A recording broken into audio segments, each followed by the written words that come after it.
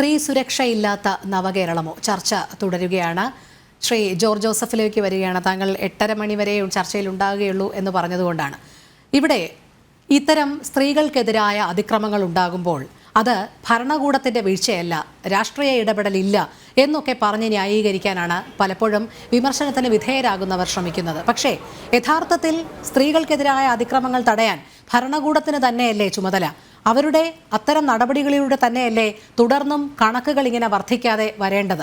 കാരണം നമുക്കറിയാം, കഴിഞ്ഞ വർഷം മാത്രം ഈ തിരുവനന്തപുരം നഗരത്തിനകത്ത് എത്ര സ്ത്രീകൾക്കെതിരായ അതിക്രമങ്ങളാണ് നടന്നതെന്നുള്ളത് ഒരു ലേഡി ഡോക്ടറുടെ കാര്യം നമ്മളെല്ലാവരും ചർച്ച ചെയ്തതാണ്. അന്ന് അവർ സ്വയമേവ അവരെ ശാരീരികമായി പീഡിപ്പിച്ച വ്യക്തിയുടെ പുറകെ ഓടി കുറേ ദൂരം ഓടേണ്ടി വന്നു. എന്നിട്ടും അവർ പോലീസിനെ സമീപിച്ചപ്പോൾ പോലീസ് പറഞ്ഞത് ആ ഭാഗത്തൊന്നും CCTV ദൃശ്യങ്ങളില്ല, ഞങ്ങൾക്ക് അയാളെ പിടികൂടുക സാധ്യമല്ല എന്നാണ്. അവർ സ്വന്തം നിലയ്ക്കാണ് അന്വേഷണം നടത്തിയത്. അതൊക്കെ നമ്മൾ ചർച്ച ചെയ്തതാണ്. അവർ സ്വന്തം നിലയ്ക്ക് അവിടെയുള്ള പല കടകളിലും കയറി ഇറങ്ങി നടന്ന് CCTV ദൃശ്യങ്ങൾ കളക്ട് ചെയ്ത് ഒടുവിൽ ആ പ്രതി ആരായിരുന്നു എന്നുള്ളതാണ്. ഒരു മിനിസ്റ്ററുടെ പേഴ്സണൽ സെക്യൂരിറ്റി സ്റ്റാഫിലെ ഡ്രൈവറായിരുന്നു. അത് അങ്ങേയറ്റം ഞെട്ടിപ്പിക്കുന്നതായിരുന്നു. അതിനുശേഷം വഞ്ചൂർ ഒരു സ്ത്രീ രാത്രി 11 മണിയോടുകൂടി മരുന്ന് വാങ്ങുന്നതിന് വേണ്ടി പുറത്തിറക്കി ഇറങ്ങിയതാണ്. അവരെ ഉപദ്രവിച്ച ആ വ്യക്തിയെ പിടികൂടിയിട്ടില്ല. അത് കഴിഞ്ഞ് കവടിയാറ് ഇതേ രീതിയിൽ ഒരു വീട്ടിലേക്ക് കയറി വന്ന ഒരു വ്യക്തി, ഒരു പുരുഷൻ, ഒരു പെൺകുട്ടിയുടെ നേർക്ക് അതിക്രമം കാണിച്ചു. തലനാരിഴയ്ക്കാണ് ആ പെൺകുട്ടി രക്ഷപ്പെട്ടത്. അയാളെ പിടികൂടിയിട്ടില്ല. എന്തിന്? നമ്മുടെ കനകനഗർ കവടിയാറിലെ നഗര മധ്യത്തിലാണ്. അവിടെയാണ് ഒരു അധ്യാപിക അവരുടെ ഒരു ലിറ്ററേച്ചർ ഫെസ്റ്റിനെങ്ങാണ്ടോ പോയതിനു ശേഷം അല്പം രാത്രി വൈകി വരുന്ന വഴിക്ക് 2 പേർ ബൈക്കിൽ വന്ന് ആക്രമിച്ചത്. അവരെയും ഇതുവരെ പിടികൂടിയിട്ടില്ല. ഇത് തലസ്ഥാന നഗരത്തിനകത്ത് നഗരമധ്യത്തിൽ നടക്കുന്ന കാര്യങ്ങളാണ് പറയുന്നത്. ഇവിടെ ഭരണകൂടം ജാഗ്രത കാണിക്കാത്തത് കൊണ്ട് തന്നെയല്ലേ ഇത് വരുന്നത്? അവിടെ ഇത്തരം അതിക്രമങ്ങളൊക്കെ ഒറ്റപ്പെട്ട സംഭവമാണ്, ഇതിൽ ഭരണകൂടം ഒന്നും ചെയ്യുന്നില്ല, ഇതിൽ രാഷ്ട്രീയ ലക്ഷ്യമൊന്നും പറയാൻ പാടില്ല എന്നെങ്ങനെ ന്യായീകരിക്കാൻ കഴിയും?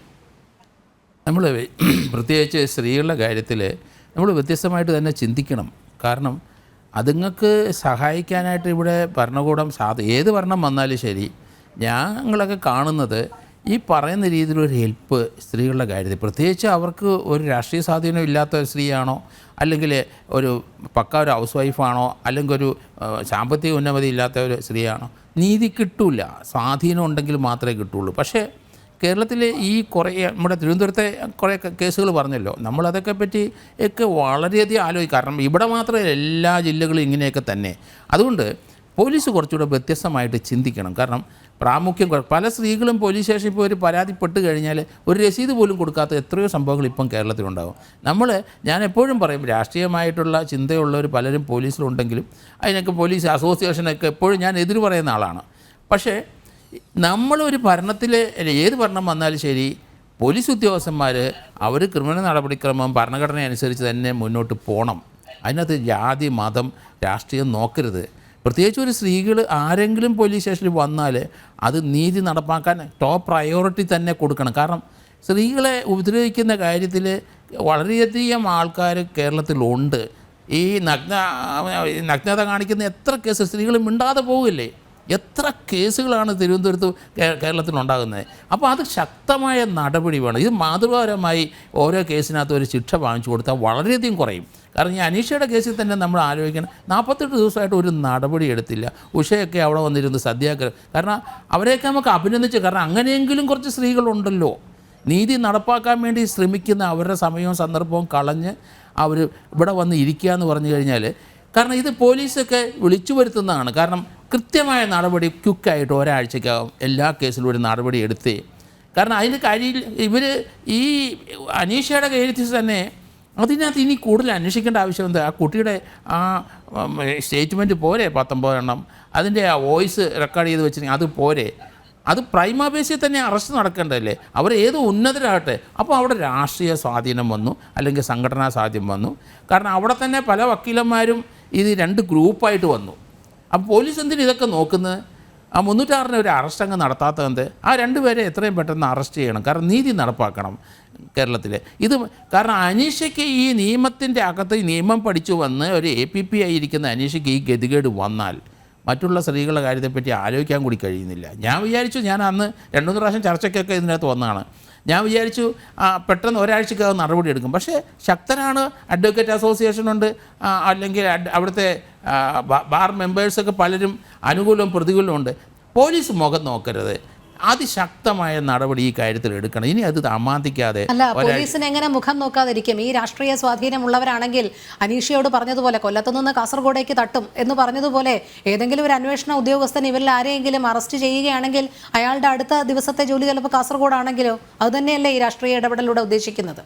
അതൊക്കെ പോലീസിൽ ഒരു ജോലി അല്ലെങ്കിൽ കിട്ടിക്കഴിഞ്ഞാൽ, പ്രത്യേകിച്ച് പോലീസ് കാസർഗോഡിൽ തിരുവനന്തപുരം വരെ ജോലിക്ക് തയ്യാറാണ്. ഞങ്ങൾക്കൊക്കെ ഇതുപോലെ ഒത്തിരി അനുഭവം ഉണ്ടായിട്ടുണ്ട്.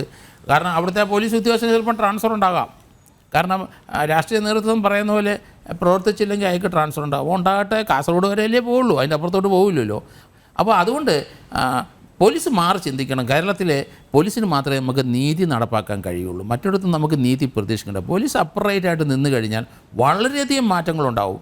കാരണം ഇപ്പം സ്ത്രീകളെ എടുത്ത് ഈ ക്രിമിനൽസും ഇതുപോലുള്ളവന്മാരും പെരുമാറുന്നതൊക്കെ ഒരു പരിധി വരെ പോലീസിന് കൺട്രോൾ ചെയ്യാം. അത് തീർച്ചയായിട്ടും ഞാൻ ഇപ്പോഴും എന്നും ഞാൻ പറയും, ഞാനൊക്കെ SI CI ആയിട്ട് തിരുവനന്തപുരം സിറ്റിയിൽ ഇരിക്കുന്ന സമയത്ത് രാത്രി ഒരു 6-ന് ശേഷം ഇന്നും അന്നും അന്നത്തെ പോലെ തന്നെ ഇന്നും ഓവർബ്രിഡ്ജ് മുതൽ ഈസ്റ്റ് ഫോർട്ട് വരെ ഒന്ന് നടക്കാവോ? ഒന്ന് നടക്കാൻ സാധിക്കുമോ? ഒറ്റയ്ക്ക് ഒന്ന് നടക്കാവോ? നടക്കില്ല. നടന്ന് കഴിപ്പോട്ടെ, അത് 10 പേരെ അറിയാതെ രഹസ്യമായിട്ട് ഒന്ന് പോയേ വിവരം അറിയും. കാരണം എന്നറിയാമോ? ഒറ്റയ്ക്ക് നടക്കാം. ഇല്ല, അതൊക്കെ ചിലപ്പോൾ രാഗി പോകുമായിരിക്കും. അങ്ങനെയല്ല, നമുക്കത് സാധിക്കില്ല എന്നുള്ളതാണ്. ഏതെങ്കിലും പരിചയമില്ലാത്ത ഒരാൾ, അല്ലെങ്കിൽ കൊച്ചിയിലും അത് തന്നെ, കോഴിക്കോട്ടും അത് തന്നെ, ട്രിവാൻഡ്രത്തും അത് തന്നെ, അതിനൊന്നും ഒരു മാറ്റവും ഉണ്ടായിട്ടില്ല. ആ മാറ്റം വരണമെന്നുണ്ടെങ്കിൽ അതിശക്തമായ നടപടി പോലീസ് എടുക്കുമെന്ന് പറഞ്ഞാൽ മാറ്റം ഉണ്ടാവും. കാരണം പോലീസിനത് അറിയാം. ഇപ്പോൾ ഒരു കുഞ്ഞു കൊച്ചിനെ കാണാതെ പോയി കഴിഞ്ഞപ്പം നമുക്കില്ലേ, കാരണം ആയൂരെ കൊച്ചിനെയും കിട്ടി ജീവനോടെ, ഇവിടുത്തെ നാടോടിയിൽ കൊച്ചിനെയും കിട്ടി. പോലീസ് വളരെ ആത്മാർത്ഥമായിട്ട് അതിനകത്ത് പ്രവർത്തിച്ചിരിക്കുന്നു. ആ മുഖം നോക്കാതെ നീതി നടപ്പാക്കണം. ഇതിനകത്തെങ്കിലും ആ അനീഷയുടെ ബ്രദർ ഇവിടെ ഇരിക്കുന്നത് ഞാൻ കാണുന്നുണ്ട്.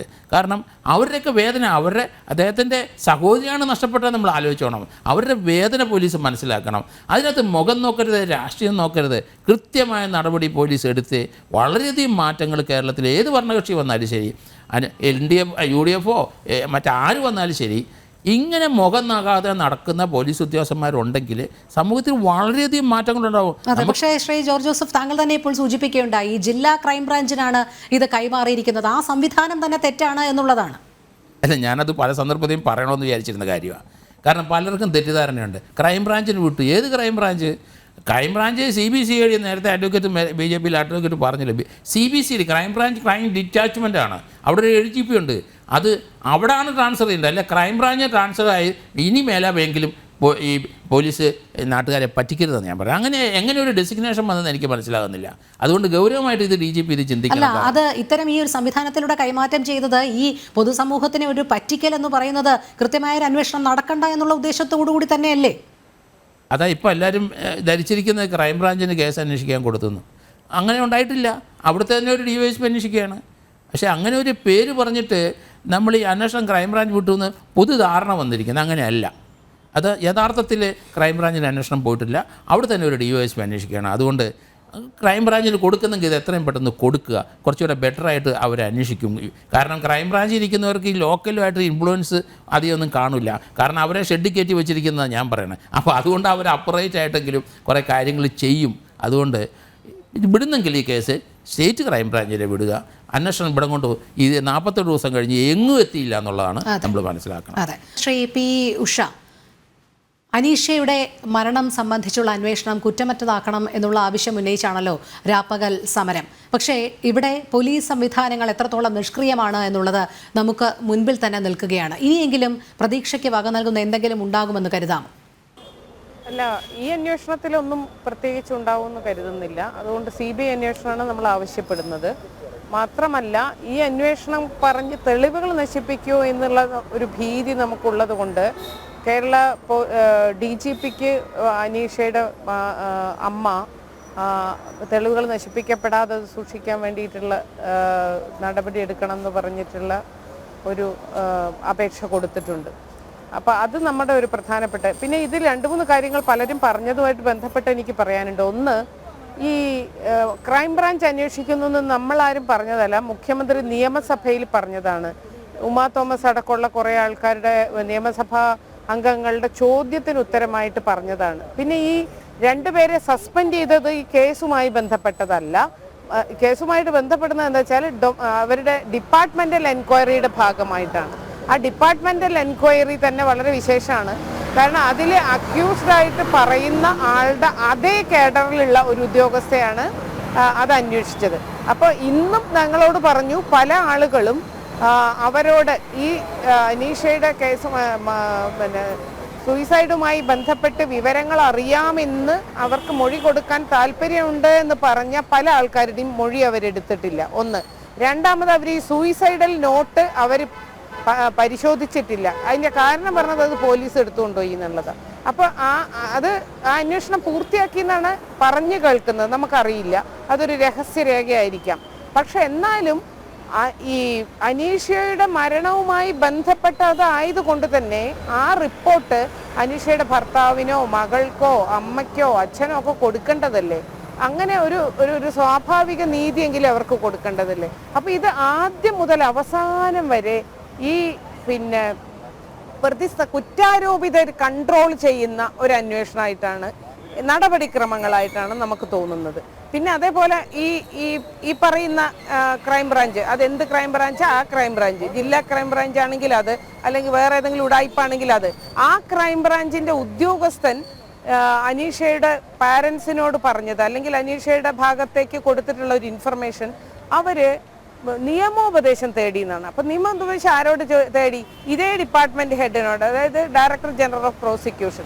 അപ്പോൾ അദ്ദേഹം പറഞ്ഞു അത്രേ, അദ്ദേഹത്തിന്റെ ജൂനിയർ, അതായത് അദ്ദേഹത്തിന്റെ ഡിപ്പാർട്ട്മെന്റിൽ തന്നെയുള്ള ഉദ്യോഗസ്ഥർ ഈ കുറ്റാരോപിതരായിട്ടുള്ളത് കൊണ്ട് അദ്ദേഹം നിയമോപദേശം കൊടുക്കുന്നില്ല. മറ്റേത് അഡ്വക്കേറ്റ് ജനറലിലേക്ക് കൈമാറിയിരുന്നു. അഡ്വക്കേറ്റ് ജനറലിലേക്ക് കൈമാറിയിട്ട് എന്തുണ്ടായി എന്ന് നമുക്കറിയില്ല. അപ്പോൾ ഇത് ഈ അന്വേഷണം എന്ന് പറയുന്നത് കുറ്റാരോപിതർക്ക് രക്ഷപ്പെടാനും തെളിവ് നശിപ്പിക്കാനുമുള്ള ഒരു ഗൂഢാലോചനയാണോ എന്ന് ഇപ്പോൾ സംശയിക്കേണ്ടിയിരിക്കുന്നു. മറ്റൊന്ന്, ഈ ജുഡീഷ്യൽ ഉദ്യോഗസ്ഥർ, ജുഡീഷ്യൽ ഓഫീസേഴ്സ് കൊടുത്ത പരാതിയിൽ ഈ ജുഡീഷ്യൽ ഓഫീസേഴ്സിന് ഒരു മറുപടി കൊടുത്തിട്ടില്ല എന്നാണ് ഞാൻ മനസ്സിലാക്കുന്നത്. വേറെ ഏറ്റവും പ്രധാനപ്പെട്ട ഒരു കാര്യം, ഈ ഡിപ്പാർട്ട്മെന്റൽ എൻക്വയറിയുടെ ഭാഗമായി കുറ്റാരോപിതനായിട്ടുള്ള ഒരാള് നൽകിയതെന്ന് പറഞ്ഞിട്ട് അനീഷയെ വളരെയധികം ഹീനമായ രീതിയിൽ അപമാനിക്കുന്നതും അതുപോലെ തന്നെ ആക്ഷേപിക്കുന്നതുമായിട്ടുള്ള ഒരു വിവരശകലം സോഷ്യൽ മീഡിയയിൽ പ്രചരിപ്പിക്കുന്നുണ്ട്. അത് പല പേരുകളിലുള്ള പല ആളുകൾ, ഇപ്പൊ ഞങ്ങള് വിവരാവകാശ കൂട്ടായ്മയിൽ ഒരാൾ വന്ന് കൊണ്ട് ഇട്ടിട്ട് പോവാണ്. പിന്നെ അയാൾ കൊടുത്ത മൊഴിയുടെ ശകലം അവിടെ കൊണ്ടിട്ടിട്ട് പോവാണ്. അത് നിയമവിരുദ്ധമാണ്, അനീഷയെ അപമാനിക്കുന്നതാണ്, അനീഷയെ ആക്ഷേപിക്കുന്നതാണ്. കാരണം എന്തൊക്കെയോ ആക്ഷേപങ്ങളാണ്, ഞാനതിപ്പോൾ ഇവിടെ പറയാൻ ആഗ്രഹിക്കുന്നില്ല. കാരണം അനീഷയോട് ഞാൻ അങ്ങേയറ്റം ബഹുമാനം പുലർത്തുന്നുള്ള ആളാണ്. അനീഷയുടെ ജീവിതം മനസ്സിലാക്കിയതാണ്, ആ സ്ട്രഗിള് മനസ്സിലാക്കിയതാണ്. അനീഷ വെറുതെ ആത്മഹത്യ ചെയ്തതല്ല, ഈ നാട്ടിലെ നീതിന്യായ വ്യവസ്ഥയിലുള്ള പുഴുക്കുത്തുകളെ മാറ്റിയെടുക്കാൻ വേണ്ടിയിട്ടുള്ള സ്ട്രഗിളിൽ ജീവൻ നഷ്ടപ്പെട്ട ആളാണ്. അതൊരു ഏറ്റുമുട്ടലാണ്, നീതിയും അനീതിയുമായിട്ടുള്ള ഏറ്റുമുട്ടലാണ്. അപ്പോൾ എന്നിട്ട് ഈ അന്വേഷണത്തിന്റെ പേരിൽ അനീഷയ്ക്കെതിരായിട്ടുള്ള പ്രചരണം നടക്കുന്നു. ആരെങ്കിലും അത് തടഞ്ഞോ? ഞാൻ പറയുന്നത് ആ ഡിപ്പാർട്ട്മെന്റ് അന്വേഷണം നടത്തിയ ഉദ്യോഗസ്ഥയ്ക്ക് കൂടി ആ ഉത്തരവാദിത്തമുള്ളതാണ്. കാരണം അവരുടെ അന്വേഷണത്തിൽ എന്ന് പറഞ്ഞിട്ടാണ് ഇത് നടത്തുന്നത്. പിന്നെ പല അഭിഭാഷകർ പല കാര്യങ്ങൾ പ്രചരിപ്പിക്കുന്നു. മരിച്ചു കഴിഞ്ഞിട്ടും എന്തിനാണ് അനീഷയെ വീണ്ടും വേട്ടയാടുന്നത്? ഇവിടെ ഇപ്പൊ നേരത്തെ എനിക്ക് പരിചയമുള്ള ആൾ തന്നെയാണ് രാഖി രവീന്ദ്രനാഥ്. പക്ഷെ അവർ പറഞ്ഞ കാര്യങ്ങളോട് എനിക്ക് വളരെ വിയോജിപ്പുണ്ട്. കാരണം നമ്മൾ ഒരു സ്ത്രീ എന്നുള്ള നിലക്ക് അനീഷയോടൊപ്പം നിൽക്കൂ. അങ്ങനെ ഇത് വളരെ നിഷ്കളങ്കമായിട്ട് പോലീസ് അന്വേഷിച്ചപ്പോൾ കുഴപ്പം പറ്റിയതാണ് അങ്ങനെയൊക്കെ പറയാതിരിക്കൂ. ആ സ്ത്രീ നമുക്കൊക്കെ വേണ്ടി തന്നെ ഈ നാട്ടില് ഏറ്റവും പാവപ്പെട്ട ആൾക്കും നീതി കിട്ടുമെന്ന് പ്രതീക്ഷ നൽകുന്ന സ്ഥാപനമാണ് കോടതി. ആ പ്രതീക്ഷയെങ്കിലും നിങ്ങൾ അവശേഷിപ്പിക്കൂ. ഈ നാട്ടിലെ ആൾക്കാർക്ക് ജീവിക്കണ്ടേ, സ്ത്രീകൾക്കും ഏറ്റവും പാവപ്പെട്ടവർക്കും. കാരണം അവർക്കാണ് ഈ കോടതി. മറ്റുള്ളവർക്ക് പല രീതിയിൽ ഓരോ കാര്യങ്ങൾ നേടാം, പക്ഷെ ഏറ്റവും പാവപ്പെട്ട ആൾക്കും ഏറ്റവും നിസ്സഹായനായ ആൾക്കും ഒക്കെ ഉള്ള ഒരു പ്രതീക്ഷയാണ് കോടതി. അപ്പൊ അതിന്റെ വിശ്വാസത നഷ്ടപ്പെടുത്തരുത്. അപ്പൊ അതുകൊണ്ട് അനീഷ എന്ന് പറയുന്ന ഒരു ഒറ്റപ്പെട്ട സാധാരണ ഒരു സ്ത്രീ നടത്തിയ ആത്മഹത്യയല്ല. അനീഷ ഒരു സ്ഥലത്തും പേഴ്സണൽ ആയിട്ടുള്ള ഒരു വീക്ക്നെസ്, അവർക്ക് എന്തെങ്കിലും പ്രശ്നമുള്ളതായിട്ട് പറഞ്ഞിട്ടില്ല. ഇപ്പൊ അതും പറഞ്ഞു നടക്കുന്നുണ്ട്, അവർക്ക് അതുണ്ടായിരുന്നു ഇതുണ്ടായിരുന്നു. നമ്മൾ വെല്ലുവിളിക്കുന്നു അവരുടെ ജീവിതം പോലെ ഇത്ര ശക്തമായിട്ട് കേരളത്തിലെ നീതിന്യായ വ്യവസ്ഥയെ അത് പറയുന്ന രീതിയിൽ, അത് അർഹിക്കുന്ന രീതിയിൽ, അത് വിഭാവനം ചെയ്ത രീതിയിൽ നടപ്പിലാക്കാൻ വേണ്ടി മാത്രം സ്ട്രഗിൾ ചെയ്ത ഒരു സ്ത്രീയാണ് അവര്. എനിക്ക് അവരുടെ ജീവിതം വളരെയധികം മനസ്സിലായിട്ടുണ്ട്. അവരുടെ രക്ഷിതാക്കളോട് സംസാരിച്ചിട്ടുണ്ട്, ഈ സഹോദരനടക്കമുള്ള ആൾക്കാരോട് ഞാൻ സംസാരിച്ചിട്ടുണ്ട്. അപ്പോഴൊക്കെ മനസ്സിലായത് നമ്മുടെ കേരളത്തിന് ഒരുപാട് നല്ല കാര്യങ്ങൾ ചെയ്യാനുള്ള ഒരു വലിയ കരുത്തുള്ള ഒരു സ്ത്രീയെയാണ് ഇവർ ഈ കള്ളത്തരത്തിലൂടെ കുറെ കള്ളക്കൂട്ടങ്ങൾ കൊല ചെയ്തത്. അതൊരു ഇൻസ്റ്റിറ്റ്യൂഷണൽ മർഡർ തന്നെയാണ്. അപ്പൊ അതുകൊണ്ട് തന്നെ ഈ അന്വേഷണ ഉദ്യോഗസ്ഥന്മാർക്കെതിരെയും കേസെടുക്കേണ്ടതുണ്ട്. കാരണം അന്വേഷണ ഉദ്യോഗസ്ഥന്മാരാണ് ഇപ്പോൾ നീതി വൈകിക്കുന്നത്. അപ്പൊ അതുകൊണ്ട് എൻ്റെ അഭിപ്രായത്തിൽ ആരാണ് അന്വേഷണ ഉദ്യോഗസ്ഥരെ അവര് ചെയ്യുന്ന കാര്യങ്ങൾക്കെതിരെ അവർക്കെതിരെ FIR ഇട്ട് അന്വേഷണം നടത്തണം. അതാണ് ഒരു കാര്യം. അനൂപ്, സംസ്ഥാന വരാം രാഖിയിലേക്ക്. രക്ഷിതാക്കളെ അല്ലെങ്കിൽ അനീഷയുടെ ഭർത്താവിനെ അല്ലെങ്കിൽ അനീഷയുടെ സഹോദരനെ ഒന്നും ഇനി കോടതി കയറ്റാതെ ഇനിയെങ്കിലും ഒരു കാര്യം ചെയ്യാം. ഫ്രെറ്റേണിറ്റിയിൽ പെടുന്ന ഒരു വ്യക്തി കൂടിയാണ്. അഭിഭാഷക സമൂഹവും ജഡ്ജസും അതോടൊപ്പം തന്നെ ഇതുപോലെ പ്രോസിക്യൂട്ടർമാരും APPമാരും ഒക്കെ അനുഭവിക്കുന്ന വേദനകളെക്കുറിച്ച് വളരെ കാര്യക്ഷമമായി ചർച്ച ചെയ്യുന്ന ബാർ അസോസിയേഷനുകളിലൊക്കെ പെട്ട ഒരു വ്യക്തിയും കൂടിയാണ്. അനീഷയ്ക്കുണ്ടായ നീതി നിഷേധത്തിനെ ചോദ്യം ചെയ്യണമെന്ന് തന്നെയാണ് എൻ്റെ പറച്ചിൽ. പക്ഷേ ഇന്നിവിടെ അതിനെ രാഷ്ട്രീയവൽക്കരിക്കാൻ ഞാൻ പറഞ്ഞോട്ടെ മാഡം, ഞാനത് സ്വാഭാവികമായി ഒന്ന് പറഞ്ഞോട്ടെ. ഇപ്പൊ ഉഷ മാഡം പറഞ്ഞു രാഖിയൊക്കെ നന്നായി അറിയാം, പക്ഷേ ഞാൻ ഒരിക്കലും അനീഷയുടെ മരണം അത് അങ്ങനെ സംഭവിച്ചു പോയി എന്നല്ല പറഞ്ഞത്. ഒരു സ്ത്രീക്കും സംഭവിക്കാൻ പാടില്ല. നമ്മൾ നങ്ങേലിയെ മുലക്കരം റദ്ദാക്കുവാൻ വേണ്ടിയുള്ള രക്തസാക്ഷിയായി പ്രഖ്യാപിക്കുന്നെങ്കിൽ ഇനിയും അനീഷയെ പോലുള്ള വ്യക്തികൾ ഈ സ്ത്രീ സമൂഹത്തിന് വേണ്ടി ഉണ്ടാക്കിയ ഒരു രക്തസാക്ഷിത്വമാണെന്ന് ഞാൻ പറയുന്നു. കാരണം അനീഷ അത് പറഞ്ഞു തരികയാണ്. എനിക്ക് എന്ത് സംഭവിച്ചു, എങ്ങനെ സ്ത്രീകൾ തൊഴിലിടങ്ങളിൽ പീഡിപ്പിക്കപ്പെടുന്നു, എന്തുകൊണ്ട് എന്നെ മാനസികമായി എന്നെ ഈ വേദനയിലേക്ക് എത്തിച്ചു എന്ന് അവരുടെ ആത്മഹത്യാ കുറിപ്പുകളിലും അതോടൊപ്പം മൊഴികളിലും പറയുന്നതിലൂടെ നമുക്ക് മനസ്സിലാവുന്നുണ്ട്. ഇനിയും ഒരു സ്ത്രീയും അങ്ങനെ പീഡിപ്പിക്കപ്പെടാതിരിക്കാൻ വേണ്ടി ഇന്നത്തെ മാർച്ച് 8 ദിനം നമ്മൾ തീരുമാനിക്കണമെന്നാണ് പറഞ്ഞത്. നിങ്ങൾ അതിനെ രാഷ്ട്രീയമായി കാണുന്നു, അവരെ അങ്ങോട്ട് ട്രാൻസ്ഫർ ചെയ്യുന്ന ഭീഷണിപ്പെടുത്തിയതിന്റെ ഭാഗം ഞാൻ പറഞ്ഞേ APPമാരും ജില്ലാ ജഡ്ജിമാരും ഒക്കെ ജോലിക്ക് ഇവിടെ നേരത്തെ സാറ് സൂചിപ്പിച്ചല്ലോ, ഒരു പോലീസ് ഉദ്യോഗസ്ഥന് കാസർഗോഡ് കൂടുതലൊന്നും ട്രാൻസ്ഫർ ഇല്ല. അതുപോലെ APPമാർക്കും ജില്ലാ ജഡ്ജിമാർക്കും ഒക്കെ ബോധ്യമുണ്ട് കാസർഗോഡ് കൂടുതൽ അങ്ങോട്ട് ട്രാൻസ്ഫർ ഒന്നുമില്ല. അവരൊക്കെ ജോലിക്ക് കയറുമ്പോൾ കേരളത്തിന്റെ അങ്ങോളം ഇങ്ങോളം ജോലി ചെയ്യാൻ തയ്യാറായി കയറുന്നവരാണ്. അതുകൊണ്ട് ട്രാൻസ്ഫർ ഭീഷണിയൊന്നുമല്ല അനീഷയ്ക്കുണ്ടായത്. അനീഷയ്ക്ക് തൊഴിലിടത്തിലെ തൊഴിലിടങ്ങളിലെ മാനസിക പീഡനം അതിനെ ചർച്ച ചെയ്യണം. അത് ഇന്ന് മാർച്ച് നമ്മൾ അനീഷയുടെ മരണത്തെ മാത്രം പറയുമ്പോൾ നിങ്ങൾ അത് രാഷ്ട്രീയം ഇവിടെ സൂചിപ്പിച്ചു. BJPയിലെ ഒരു പ്രതിനിധി സൂചിപ്പിച്ചു, കേരളത്തിലെ ക്രൈമുകളെ കുറിച്ച് ഇതുകൾ സൂചിപ്പിച്ചു, കേരളത്തിലെ ക്രൈം റെക്കോർഡ്സ് പാത്രം പരിശോധിച്ചു. നിങ്ങൾ ഇന്ത്യയുടെ സ്ഥിതിയെക്കുറിച്ച് നിങ്ങൾ പറഞ്ഞില്ലല്ലോ. അങ്ങനെ രാഷ്ട്രീയം പറയരുത്. അങ്ങനെയാണെങ്കിൽ ബിൽക്കീസ് ബാനു എന്ന് പറയുന്ന നീതിക്ക് വേണ്ടി സുപ്രീം കോടതിയിൽ വരെ പോയി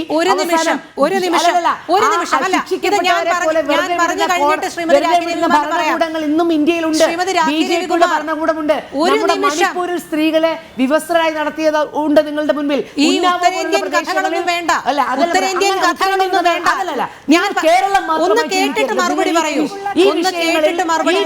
കേരളം കേരളത്തിലെ രാഷ്ട്രീയവൽക്കരണമല്ല, സ്ത്രീ സമൂഹത്തിന് നേരിടുന്ന പീഡനത്തെ കുറിച്ചാണ് ഇന്ന് നിങ്ങൾ ചർച്ച ചെയ്യുന്നത്. ഇത്തരത്തിൽ അതിനെ രാഷ്ട്രീയവൽക്കരിക്കുന്നത് അതാണ് നമുക്ക് മനസ്സിലാവുന്നത്. ഞാൻ അതുകൊണ്ടാണ് ഇന്നത്തെ വിഷയം നമ്മൾ ചർച്ച ചെയ്തത്. മാർച്ച് 8 വനിതാ ദിനമാണ്. തൊഴിലിടങ്ങളിലെ സ്ത്രീകളുടെ അവകാശങ്ങൾക്ക് വേണ്ടി പോരാടിയ ദിനം എന്നുള്ള രീതിയിൽ മാർച്ച് 8 നമ്മൾ ആഘോഷിക്കുമ്പോൾ ഇത്തരത്തിലൊരു പോരാട്ടത്തിന്റെ രക്തസാക്ഷിയായ അനീഷയെ നിങ്ങൾ നിങ്ങൾ രക്തസാക്ഷികളെ സൃഷ്ടിക്കുകയാണ്.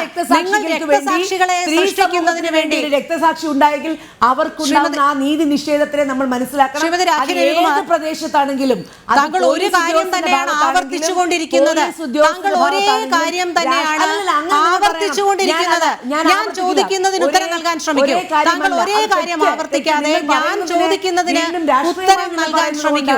എന്തിനാണ് ഈ രാഷ്ട്രീയ പ്രസംഗം ഇപ്പോൾ നടത്തുന്നത്? ഞാൻ ചോദിക്കുന്നതിന് ശ്രീമതി രാഖി രവികുമാർ ഞാൻ പറയാം, കണക്ക് ഞാൻ പറയാം. പോലീസ് ഇവിടുത്തെ ഭരണകൂടത്തെ എപ്പോഴാണ് സംസാരിച്ച് കഴിയുന്നത് എന്ന് പറഞ്ഞാൽ ഞാൻ കണക്ക് പറയാം.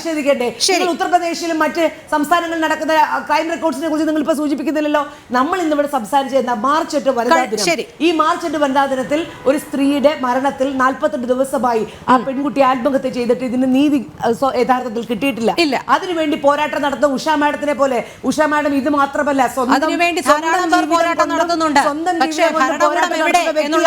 അങ്ങനെ പോരാട്ടം നടത്തുന്ന സ്ത്രീ സമൂഹത്തിനെ സപ്പോർട്ട് ചെയ്യാൻ വേണ്ടിയാണ് ഈ ചർച്ച. അതല്ലാതെ നിങ്ങൾ അതിനെ രാഷ്ട്രീയമായി ഗവൺമെന്റിന്റെ ഭരണവീഴ്ചയായി ഇതിനെ ചിത്രീകരിക്കുമ്പോൾ സ്വാഭാവികമായി എനിക്ക് BJP ഗവൺമെന്റിന്റെ ഭരണവീഴ്ചയെ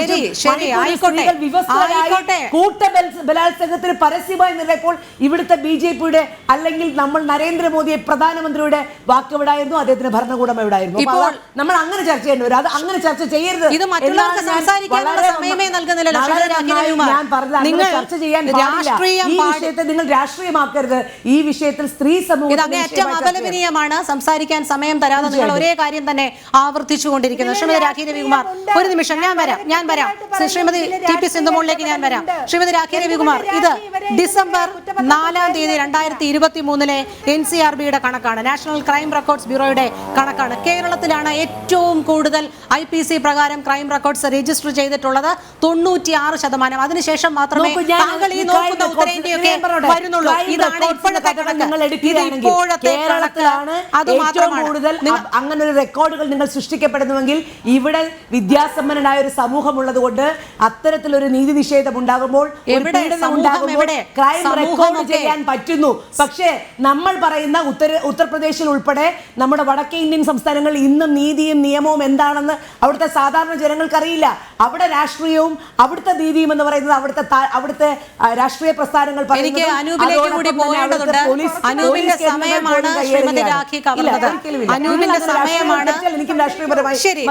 നമുക്ക് ഇനിയിപ്പോൾ മറ്റുള്ള അതിഥികൾക്ക് കൂടി സമയം കൊടുക്കേണ്ടതുണ്ട്. ശ്രീമതി TP സിന്ധുമോൾ, ഞാൻ എത്താം.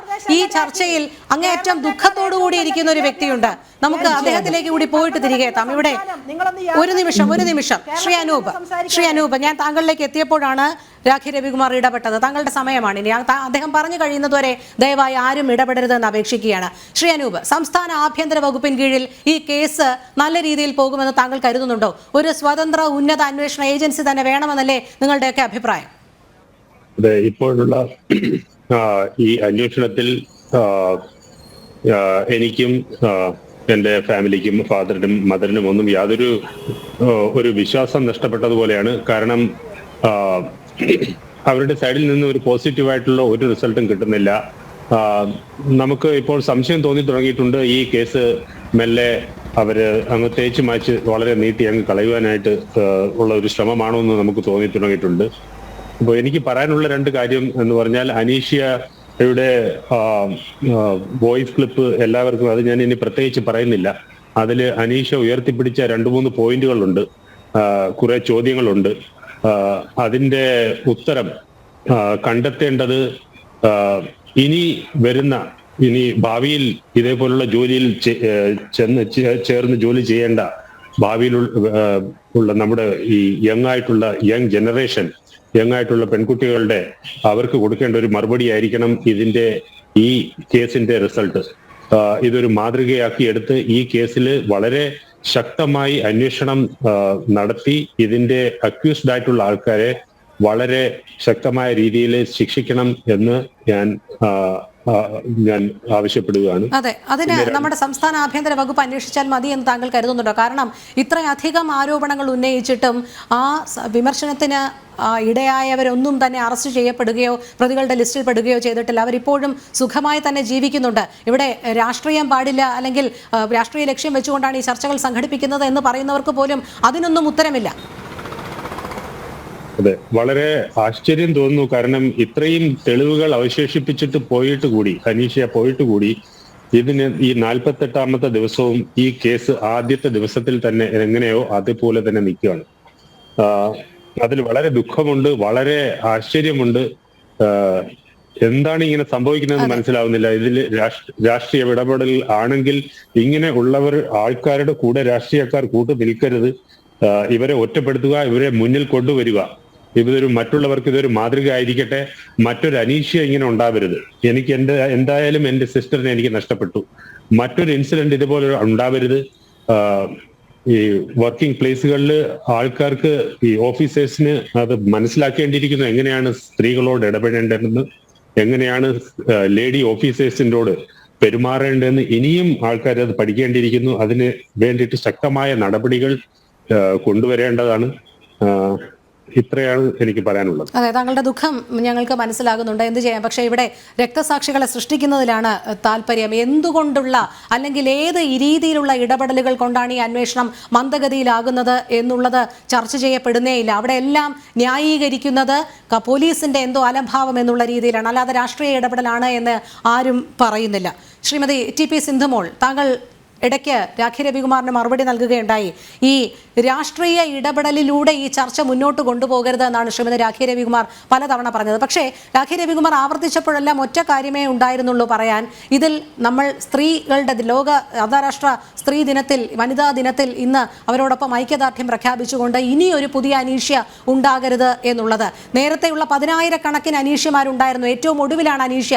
ഇനിയും ഒരു 10,000-കണക്കിന് അനീഷ്യമാർ കൂടി ഉണ്ടാവും. അപ്പോഴും അവർ ഇത് തന്നെ ചിലപ്പോൾ ആവർത്തിച്ചുകൊണ്ടേയിരിക്കും. രോഹിണി, ഇത് നമ്മൾ കേൾക്കാൻ തുടങ്ങിയിട്ട് കുറേ കാലമായി. ഞാനിതിൽ രാഖിയെ കുറ്റപ്പെടുത്തുന്നില്ല. കാരണം അവർ നിൽക്കുന്ന പ്രത്യയശാസ്ത്രത്തിൻ്റെ പ്രശ്നമാണത്. കാരണം ഇതാണ് അവരെ പറഞ്ഞു പഠിപ്പിച്ചിരിക്കുന്നത്.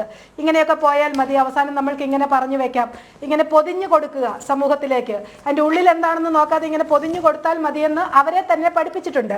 ഞാൻ 2 ഉദാഹരണം പറയാം. അനീഷയുടെ കേസിൽ ഞാൻ ഒന്നും കൂടി പറയുന്നു, ശ്രീമതി ഉഷ നടത്തുന്ന ആ സമരം അത് വലിയ ഒരു മുന്നേറ്റമാവട്ടെ എന്നുള്ള പ്രാർത്ഥനയുണ്ട്. അവർക്ക് നീതി കിട്ടട്ടെ എന്നുള്ള പ്രാർത്ഥന, ആ പ്രാർത്ഥനയ്ക്കൊപ്പം നിൽക്കുന്നു.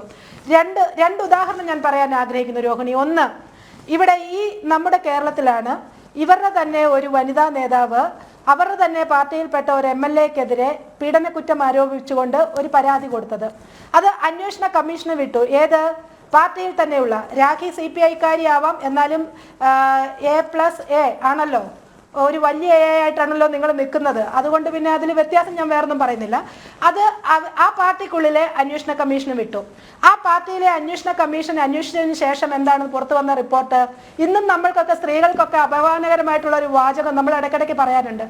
ആ പീഡനത്തിന് തീവ്രത പോരാ, തീവ്രത കുറഞ്ഞ പീഡനമായിരുന്നു എന്ന് പറഞ്ഞ് അതെടുത്ത് AKG സെന്ററിന്റെ ചവറ്റുകുട്ടയിലെറിയുകയൊക്കെ ചെയ്തത്. അവരുടെ കൂടെ നിൽക്കുന്ന ഒരു ലേഡിക്ക് പോലും നീതി നിഷേധിക്കപ്പെട്ട സാഹചര്യം. വളരെ രസകരമായ മറ്റൊരു കാര്യം കൂടി പറയാം. ഇടതുപക്ഷ സഹയാത്രികനാണ് ഞാൻ അദ്ദേഹത്തിന്റെ പേരിപ്പോൾ വിട്ടുപോയി. ഇടതുപക്ഷ സഹയാത്രികനായ അദ്ദേഹം പറഞ്ഞത് അരൂരൊരു പീഡനമുണ്ടായി. അരൂരിൽ പണ്ട് ഒരു സഖാവായിട്ടുള്ള സ്ത്രീക്ക് പീഡനമുണ്ടായി എന്ന് അവിടുത്തെ ബ്രാഞ്ച് കമ്മിറ്റിയിൽ പരാതി ചെല്ലുന്നു.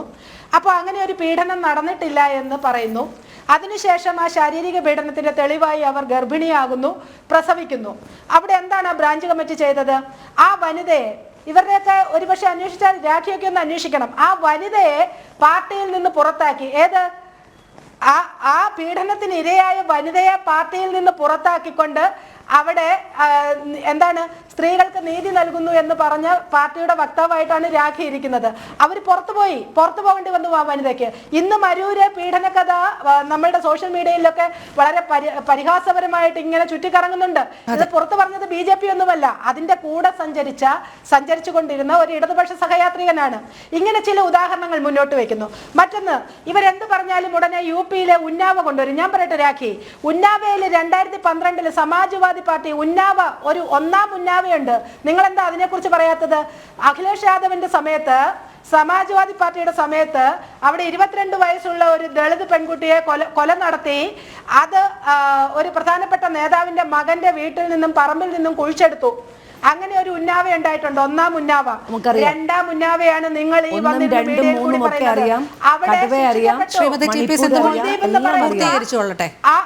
കേൾക്ക്, ഞാൻ പറയട്ടെ കുൽദീപ് എന്ന് പറയുന്ന ആളെ 10 വർഷം ജീവപര്യന്തം തടവിന് യോഗി സർക്കാർ ശിക്ഷിച്ചു.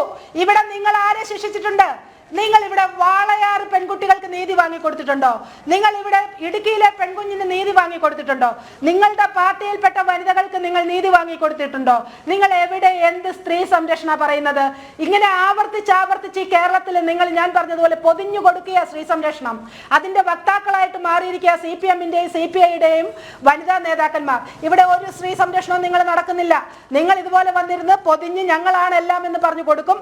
പക്ഷേ നീതി നിഷേധിക്കപ്പെട്ടവരായി തന്നെ ഇവിടെ ഉണ്ട്. അതുകൊണ്ടാണ് 2023 കേരളത്തിൽ ഏതാണ്ട് 19,000-നടുത്ത് BJP പറഞ്ഞ കണക്കല്ല, ഇവിടുത്തെ ക്രൈംബ്രാഞ്ച് റിപ്പോർട്ടാണ്, 19,000-നടുത്ത് സ്ത്രീകൾ പീഡിപ്പിക്കപ്പെട്ടു എന്ന് പറഞ്ഞ കണക്ക് കേരളത്തിൽ പുറത്തു വന്നത്. കേരളത്തിൽ ഞാൻ പറഞ്ഞല്ലോ 3.5 കോടി 4 കോടി ജനങ്ങളല്ലേ ഉള്ളൂ. ഇത്രയും വലിയ പെർസെന്റേജിൽ ഇവിടെ സ്ത്രീകൾക്കെതിരെ അതിക്രമം നടക്കുമ്പോൾ ഈ കേരളം നമ്പർ 1 ആണെന്ന് നിങ്ങൾ പറയുന്നുണ്ടെങ്കിൽ എനിക്ക് നിങ്ങളോട് സഹതപിക്കാനേ സാധിക്കുകയുള്ളൂ. രാഖി, നിങ്ങളുടെ പ്രത്യയശാസ്ത്രത്തോടും സഹതപിക്കാനേ സാധിക്കൂ. ഈ അനീഷയ്ക്കെങ്കിലും നിങ്ങൾ നീതി വാങ്ങിക്കൊടുക്കാൻ ഈ മാർച്ച് 8-ാം തീയതി കൂടെ നിൽക്കുക. അനീഷയ്ക്കെങ്കിലും വേണ്ടി നിങ്ങൾ സംസാരിക്കുക. ഇവിടെ പോലീസുകാരുടെ മേൽ ചാരരുത്. കാരണം ഒരു വർഷം 30 പോലീസുകാരാ ശരാശരി ഈ കേരളത്തിൽ ആത്മഹത്യ ചെയ്യുന്നത്, അറിയുവോ? ഒരു വർഷം 30 പോലീസുകാരാ ശരാശരി കേരളത്തിൽ ആത്മഹത്യ ചെയ്യുന്നത്.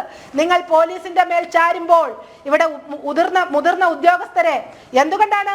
രാഷ്ട്രീയ നിയമനമാണ് അവിടുത്തെ DDP-യുടെയും അവിടുത്തെ അസിസ്റ്റന്റ് പബ്ലിക് പ്രോസിക്യൂട്ടറുടെയും APP-യുടെയും.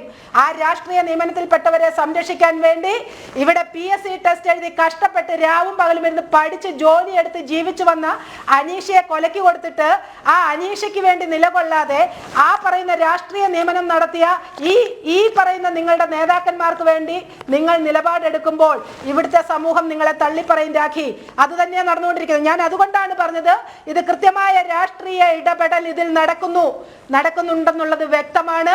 അതെല്ലാ കൊച്ചുകുട്ടികൾക്ക് പോലും അറിയാവുന്ന കാര്യമാണ്. അല്ലെങ്കിൽ എന്തുകൊണ്ടാണ് FIR 306 ഇട്ടിട്ടുണ്ടോ? ഇവരുടെ പേര് ഡിപ്പാർട്ട്മെന്റ് എൻക്വയറി അല്ലാതെ ഇവരെ എവിടെയെങ്കിലും നിങ്ങൾ പ്രതി ചേർത്തിട്ടുണ്ടോ? എന്തുകൊണ്ട് 48 ദിവസമായിട്ട് സാധിക്കുന്നില്ല? ഒരു നീതിന്യായ വ്യവസ്ഥയിൽ നിലനിന്ന ഒരു പ്രൊഫഷണൽ ആയിട്ടുള്ള ഒരു സ്ത്രീക്ക് കിട്ടാത്ത നിയമം ഇവിടെ സാധാരണക്കാരായ പെൺകുട്ടിക്ക് നിങ്ങൾ കൊടുക്കുമെന്ന് പറയുന്നുണ്ടോ?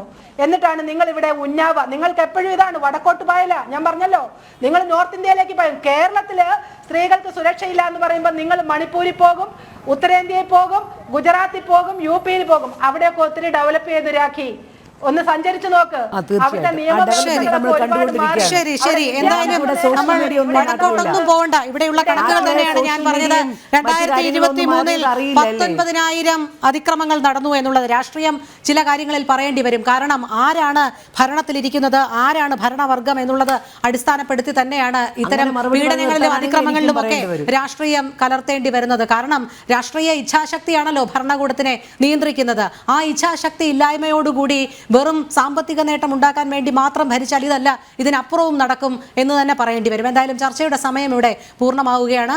വിദ്യാസമ്പന്നരായ ആധുനിക കാലത്ത് പോലും സ്ത്രീധന പീഡനത്തിന്റെ പേരിൽ കൊല്ലപ്പെടുന്ന യുവതികളുണ്ട്. ആശുപത്രികളിലെ ICU മുറികളിൽ പോലും പീഡിപ്പിക്കപ്പെടുന്ന സ്ത്രീകളുണ്ട്.